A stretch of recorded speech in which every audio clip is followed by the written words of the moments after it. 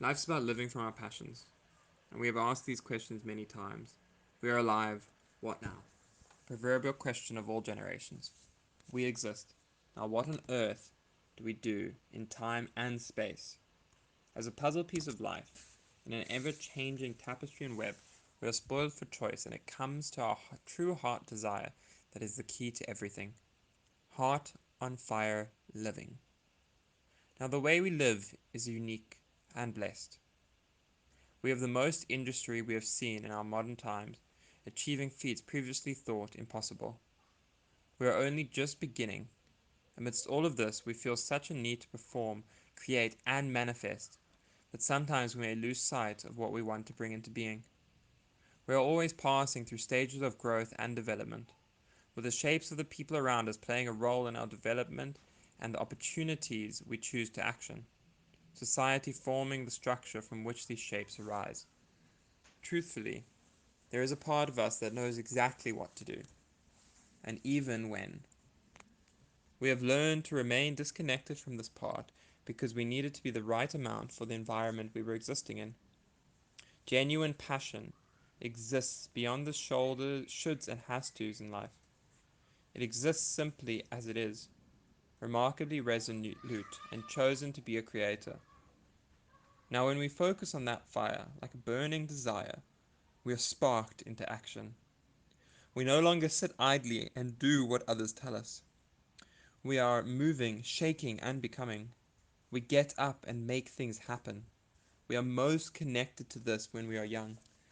At the times when we are often reined in from just moving, shaking, and becoming. It isn't proper, after all. So we learn how to be more proper, forgetting the way that we move. Properly, for a little bit of time. You see, the seed of life is always present. It simply takes us choosing to create and embrace a healthy internal environment to allow our unfolding. The misconception of passion. Passions, as depicted in society, are kept in the lower spaces of our energy system. Some might say restricted to our base chakras. Aptly put. Simply, we look at passion as a carnal, wanting to get, physical, make, create, and exist. There's nothing wrong with that. It is slightly limited in the full range of potential that exists for us, in the multitude of ways that we get to exist. We get to create, we get to fulfill our deepest desires and opportunities. An awakening occurs in the realization that in helping others, we help ourselves.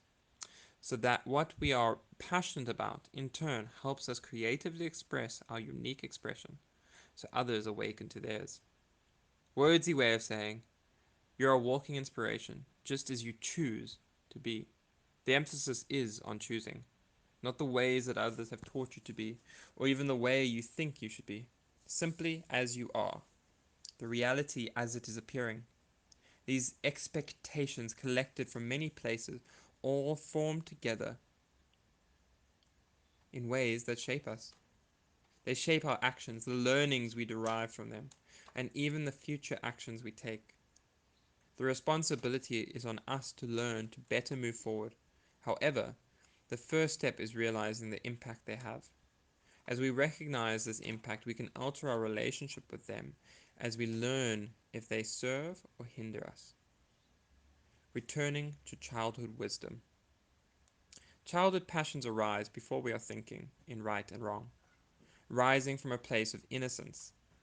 This allows them to be fuller passions. They are birthed in the idea of wanting to be loved, to be cherished, and to share that with others. Although they may seem young, those concepts grow and unfold when allowed. I recently met someone who actively discarded parts of their own experience, working hard to pretend they never happened, putting up a great deal of resistance. They recently underwent an awakening to their resistance being their persistence, and have been working on accepting parts he learned were wrong, as a culmination of learning to love self simply. Now they live much more happily, still facing the old programming arising and looking to demolish the progress, but can take a much more joyful and pragmatic approach. All we learn is manipulations of ourselves, of masks we need to wear, parts we need to keep hidden. Learning to love those sides first allows us to be free of the narrative, only when another. The idea that you need validation from another before yourself.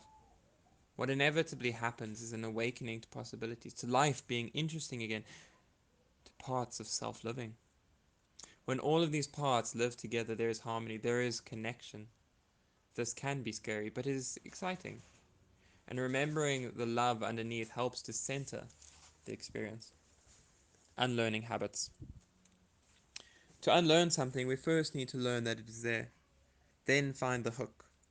This is the process of unlearning anything. Societal expectations or hooks that came in, presented harmlessly and become attached to and used as a key part of our identity. Many times this occurs without us even realizing, or any intention from another, that we simply exist in a society that self propagates. Psychedelics help provide a tool to use in the container. The first step is to understand what the societal expectation is.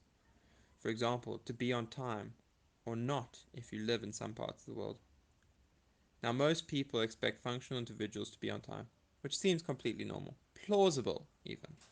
For the most part, it is. But if we start to look at what on time means, we see many other layers. In a world where we are living in harmony with nature, this concept is much simpler to adhere to, as we live aligned with the cycles. However, we live in a rat race. Our days are bought and our energy bid for, attention waged for on an endless hamster wheel. The old saying, there is no such thing as a free lunch, comes to mind. We are always being petitioned to work in some way to another for something, always pushed back and forth as we learn to listen, obey, and conform. Confirming the timing system as a part of life. Now, making a plan with someone and being on time is good manners. Life also does happen. What causes life to happen, the connected thread of events, is the interesting part of the whole. Learning to ask why and see the bigger underlying pattern, the reasons that lead to that occurrence. Accident. We see signs, synchronicities, and symbols only when we slow down enough to see them. Rather than go all the way over to the side of always being late, we can look at the potential for life and see the fact that we are a part of that. So then, how can the learning serve you and others healthily? To aim and do all in your power to be on time is important. It is equally important to ensure you want to do what you agree to, wholeheartedly. As a new system is embraced, check in with yourself and focus on doing the right amount.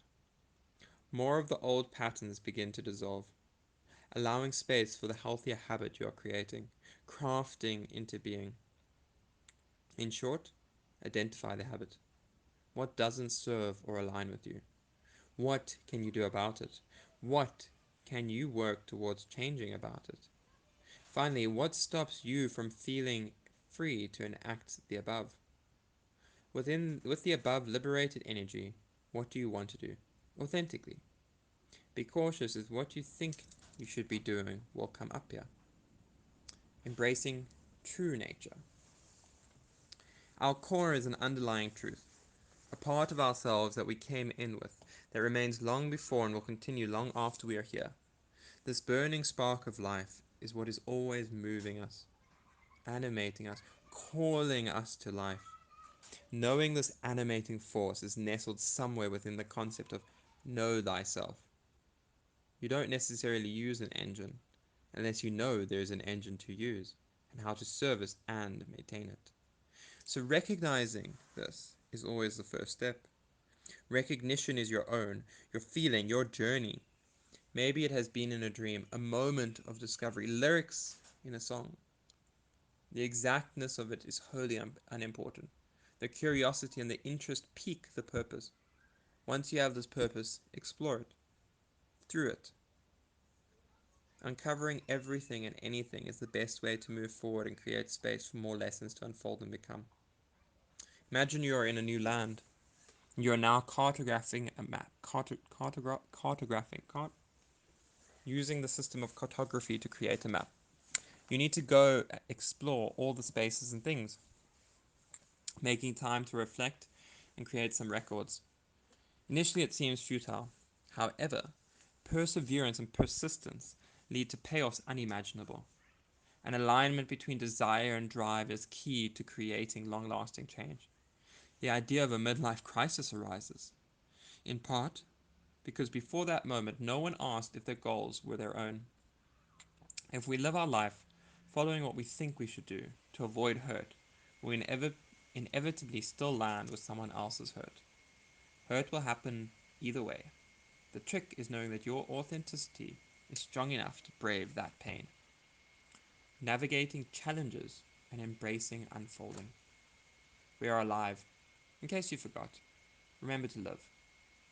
It is a journey and a coming back home. It may feel wrong. It may feel taboo.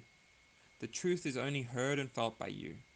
At first, allow yourself your process.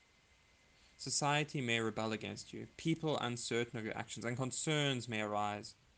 They are simply echoes of the old surfacing for acknowledgement. Wish them love and stay your course. This work is psychedelic in its own right. It brings us to our core, has us look deeply and see. You can choose to work with psychedelic substances, but may find benefit in initially beginning to scope out a better understanding. Apply all the tools you have first, then begin to piece the rest together, the parts and processes. This is a journey of seeking, but takes more than just a seeker to find and release attachment to timing. Allow all things to unfold. Watch them with love. The journey is likely to change. Let us, as you let yourself, watch it like you watch the moon. The first challenge you will encounter is your inner child, that part that is attached to the learnings and expectations you get to parent it anew. Go forth and uncover. Live your highest bliss and share this always. Watch the beauty of life unfold in love. Thank you, and thank you.